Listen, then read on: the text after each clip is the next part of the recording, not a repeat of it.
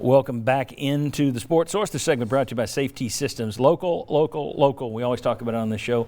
Your need of local companies. They do better work for you. You get better deals from them. That's certainly true of Safety Systems. When it comes to security systems for your office, your business, your home, they deliver, and they deliver better contracts than these national companies that are constantly dropping stuff in my mailbox.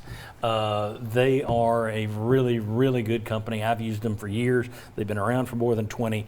Call VFL JJ Surlis this week to see what Safety Systems can do for you. All right, let's take a look. Tennessee announced this week that they would be updating, or unveiling, I should say, 4 new statues in the plaza outside Gate 21 at Neyland Stadium prior to the season opener this year. They go to Lester McLean, the first African-American player at Tennessee and the first black player to score a touchdown in the SEC. Jackie Walker, the first black All-American from the SEC, which I didn't realize. Condredge Holloway, the first African-American starting quarterback in the Southeastern Conference. And T. Martin, the first black quarterback to lead an SEC team to a national championship.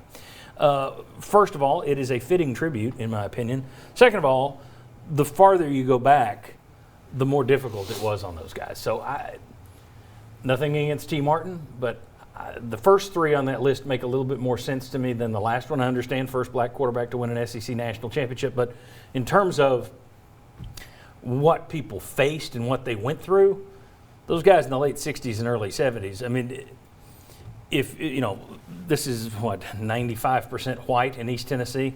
To my white viewers watching this, how many clubs do you belong to where it's 99 African Americans and you're the only white person in the group? I'm guessing there aren't many of you who do that. That's what these guys did. And they did it at a time when people were saying awful things, doing awful things. So when you look at McLean, Walker, and Holloway, I love the idea of statues. I think this is cool for college sports anyway. That's what it's about. I like remembering these names and games and stuff. It's terrific.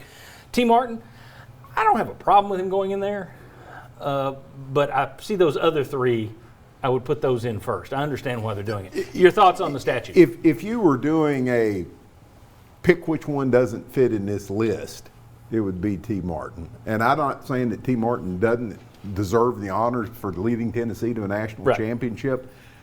I just don't think in this group I would have put him in with these honors, because those guys, just go back over the list that you read off and what they did, what they accomplished at a time that was just quite different than it is now. Yeah. I like the 3. I don't care that T's going to get a statue. He deserves a lot of recognition, but I wouldn't have put him in with this bunch. Let me ask you this. Am I just being too big of a cynic here to think this is a good move? Danny White, once again, being at the cutting edge of marketing, I like this. It's also a recruiting tool. I mean, that's anything in college sports. The cynic in me always says, all right, what's the recruiting angle? Because that's what it goes back to. I don't think it hurts to bring recruits past, here are our statues, to 4 black honorees, because Tennessee was the first to do this, the first to do that. Am I being too big of a cynic to think that that played at some level in the discussion of what to do here? I think it's a fair question to add. I think it absolutely could have played a role in that, and it's something that absolutely they can sell around the question on recruiting visits. I mean, you're going to point that out to prospects visiting. So yeah, I don't think that's too cynical. I think that's probably part of the thought process on that. And this was part of the My All campaign, the big fundraising campaign they announced back in June. This is the first thing they did from that. So this was clearly something they wanted to get done. You can bet there's strategy behind everything they're doing from that campaign. So yeah, I think that's fair. I will say this is part of Tennessee's history that I think has been underplayed for years. So I think it's a good idea to do it. And again, to point out to recruits, hey, not other SEC schools were on the cutting edge of some of this stuff. Tennessee was. That's something to be proud of, I think.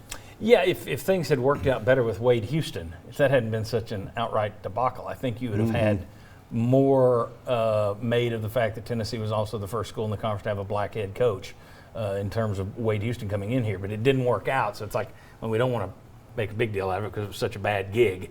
But Tennessee has been at the forefront. It's one of the things that Danny White talked about just a month or two ago, about all the things that Tennessee has done that's kind of led the way nationally for other schools. Josh, your thoughts on this? Am I being too big of a cynic to think that recruiting might have had a reason to do with this? Well, maybe a little bit in the reason to do it. I think it's an after the fact you sell it in recruiting, and you kind of just have to. Yeah. You'd be crazy not to. Sure. But I'd say it's more of not that I was in any meetings, but you're having meetings. You're saying what can we do with the centennial celebration for Neyland Stadium, and this would be a pretty obvious thing to me to put on the list. So I think the timing of why they're doing it is obvious, and then what you can do with it after the fact becomes pretty obvious from a future recruiting standpoint too. They're going to get some blowback. I'm sure they will from somebody. Everything Yahoos. does. Yeah. Everything Yeah, in this world is Yeah, you political. can't do anything without blowback. Yeah. Exactly. And I'm going to jump on you with this too. I don't think you're being too cynical. I think it probably did come up in the conversations. Yeah, I mean, just- almost undoubtedly. everything does. And Yeah. there's another thing we're going to mention a little later that I think is 100% marketing. But I'll say this, though. I like it. I like it a lot. Yeah. Again, Same here. This Totally. is exactly what I love about college sports, the tradition, the history. That's why I hate seeing tradition and history go the way of the dodo bird in a lot of these moves that are being made. But when you can put a statue up, a photo up, a banner up, a name on the side of a building, love it, because it brings back happy, good memories, and it also is a fitting tribute to people who were trailblazers. I also like the fact they called it Trailblazers. I think that's a good choice of word. Yeah, because they were. All right, very good. When we come back, we can debate this one. This is going to be a good segment. ESPN this week had a writer that ranked the top 100 college football coaches of the last 50 years. Wait till you see where they put Majors and Fulmer, and wait till you see who was ahead of them. It's ridiculous. Come on back.